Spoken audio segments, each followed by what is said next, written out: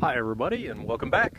This is part 3. I did part 1 and 2 where I built the base frame of my propagation bed here.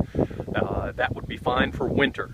However, for summer, and I'm not actually going to do this now, I'm just going to explain what I'm going to do. In summer, you don't want too much, you don't want full sun on your plants, and as you can see in this area here, even with the leaves on, I'm going to end up with full sun. The sun rises right there, it goes up overhead, and it sets over there. So I would end up with sun here all day long.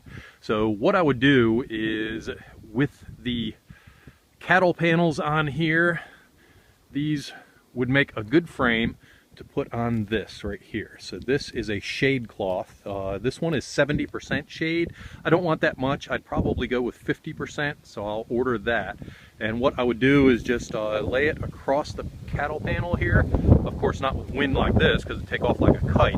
But I would go ahead and I would lay it across, and then I would tie it down. And I would do the top, and I would be okay to leave a little bit on the bottom not done, but mainly on the top, where I get full afternoon and late evening sun at the heat of the day. And I would also put it all on the back side right here, so that I don't get any sun coming in from the back side.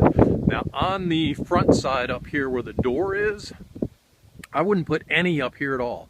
With shade cloth across the top and the back side, I wouldn't get any sun whatsoever on the front side here.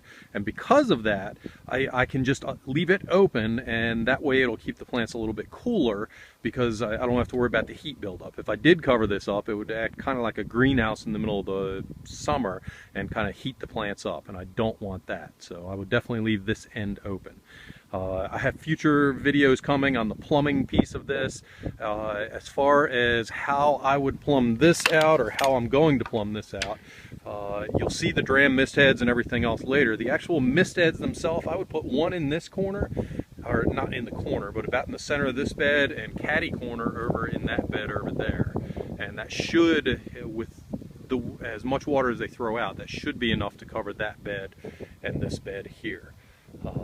Check out my other videos that I'll be doing. I actually will do some winter planning in this bed, probably starting in January or February with my hardwood cutting. So I will have that in a separate blog post.